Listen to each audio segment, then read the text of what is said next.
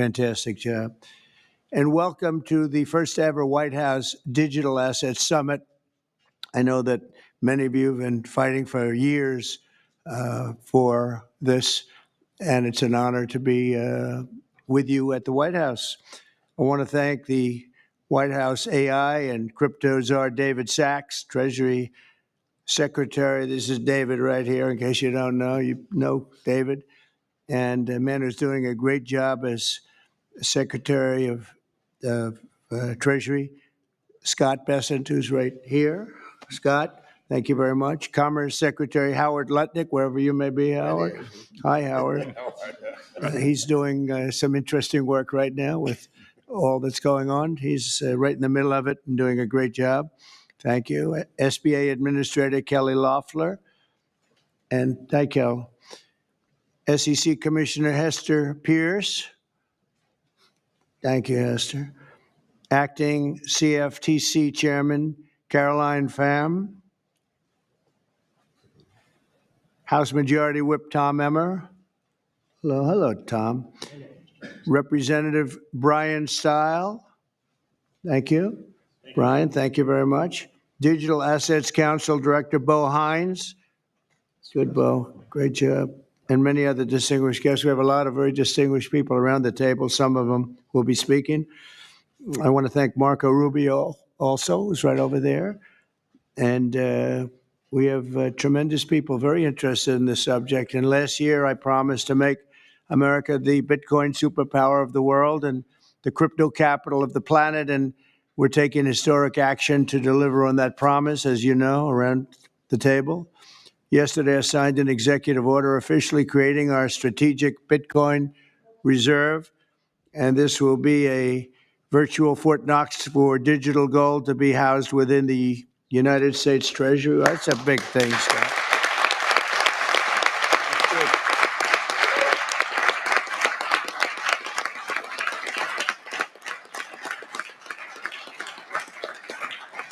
The federal government is already among the largest holders of Bitcoin, as you know.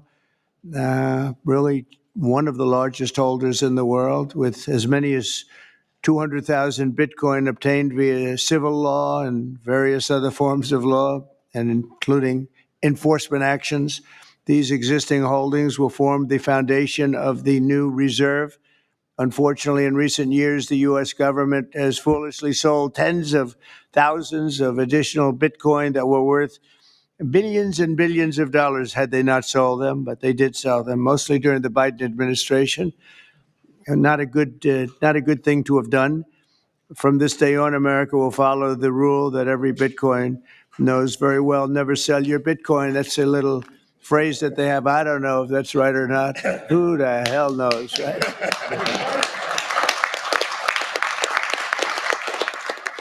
Who knows? Who knows? But so far, it's been right. And well, let's keep it that way. The Treasury and Commerce Departments will also explore new pathways to accumulate additional Bitcoin holdings for the reserve, provided it's done at no cost to the taxpayers. We don't want any cost to the taxpayers.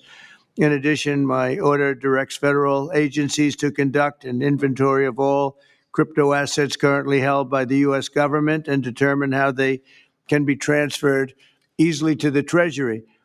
Non-Bitcoin digital assets will be held in a new U.S. digital asset stockpile where they will be managed properly.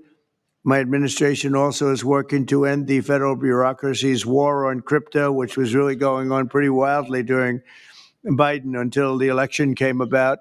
About 5 months before the election, he became a big fan because he heard how many people were in favor of it and how many people love it and respect it. But I guess it didn't work out too well for him. People understood what was going on and paved the way for groundbreaking innovations in institutional finance. Under the Bitcoin administration, regulators strong-armed banks. I mean, they really did. They strong-armed banks into closing the accounts of crypto businesses and entrepreneurs, effectively blocking some money transfers to and from exchanges, and they weaponized government against the entire industry. But I know that feeling also. Maybe better than you do. All of that will soon be over, and we are ending Operation Choke Point 2.0.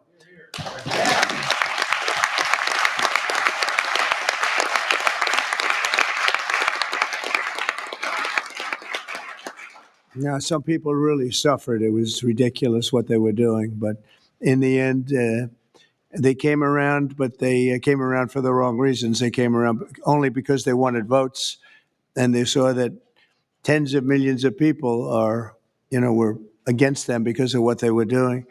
I also want to express my strong support for the efforts of lawmakers in Congress as they work on bills to provide regulatory certainty for dollar-backed stablecoins and the digital assets market. They're working very hard on that. This is a tremendous opportunity for economic growth and innovation in our financial sector, and will really go a long way. I think it's going to be a tremendous. We feel like pioneers in a way of tremendous method of growth, and things are very much tied, and we want to keep it that way. The U.S. dollar, long into the future, we're going to keep it that way. I hope lawmakers will send that legislation to my desk before August recess if they can. And they're very much working with you, and you know a lot of them, and a lot of them were committed right from the very beginning. So I just want to congratulate you all for being at the White House today, and a man who knows more about Bitcoin and AI and just about everything else than anybody, David Saxon. I'd like to have you say a few words, David. Thank you, Mr. President. We're all here today because of your leadership, your vision, and your generosity, and I really want to thank you for that. We're also here because of your desire to make America great and to introduce a golden age in America, including for digital assets. And we're here because of your love of innovators, or as you might say, high IQ people. Yeah, we know you love high IQ people, and we have about 30 of them here in the room today. These are the top people in the digital asset industry. And one other thing that I think that you love is legal fairness. This is an industry that was subjected to prosecution and persecution for the last 4 years, horrible lawfare, and nobody knows what that feels like better than you do. So we really appreciate the fact that you understand legal fairness and that you're always willing to fight for the right thing, for legal fairness. You never back down. You stand defiant, even in the face of an assassin's bullet. It's an inspiration to everyone in this room, I think. So it's an honor. Thank you. Thank you. So I just want to say it's an honor to work for you. It's an honor to work for a president who works every day to get so much done on behalf of the American people. Your administration is moving at tech speed. It's really amazing. It's actually faster than any startup that I've been part of. Is that your administration moves even faster. So I just want to say thank you for having me be a part of it. I've enjoyed every minute of it. I love working for you. And thank you again for this opportunity. Thank you, David, very much. Appreciate it. And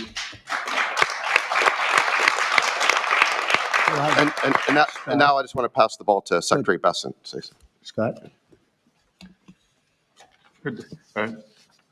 David, so today, when President Trump has signed the executive order to establish the strategic Bitcoin reserve and stockpile, we're going to position the United States as a leader among nations in the digital asset strategy. It's important for the United States to recognize this fact and get ahead of the other nations in the digital age.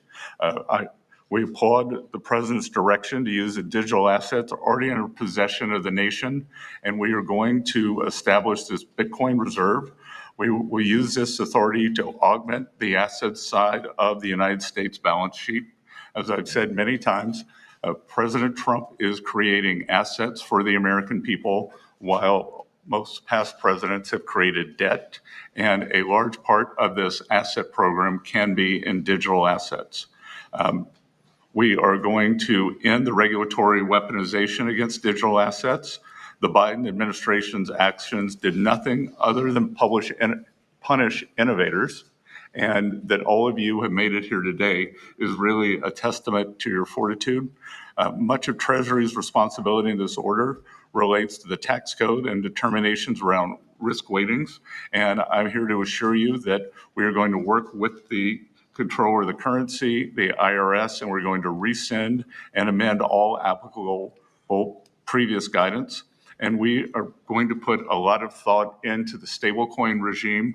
And as President Trump has directed, we are going to keep the U.S. the dominant reserve currency in the world, and we will use stablecoins to do that. Thank you.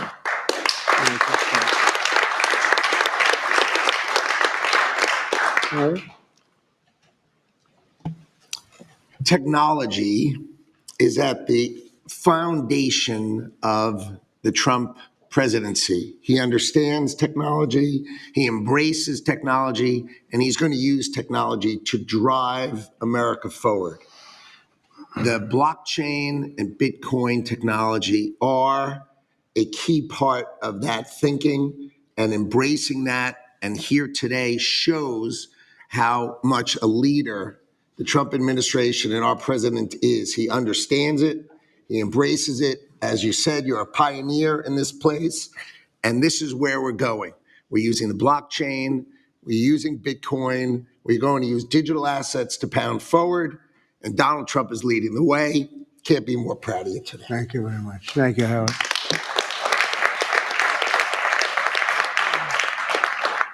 Kelly, go ahead, please. Thank you, Mr. President. This is truly a historic day, and as a crypto founder, I couldn't be more proud to be part of your administration. You're moving at the speed of tech for sure, and I will just say it's a great day to have the war on not just crypto, but the war on innovation done. And under your administration, we are truly going to enter into the golden age. And I'll just say, as the administrator of the SBA, small business is a tremendous network that crypto can be deployed against. And so the SBA is open to crypto. So I look forward to working with all of the leaders in this room to advance your efforts here. Thank you. Thank you, Kelly. Thank you very much. Tom, please. Well, Mr. President, I want to say thank you.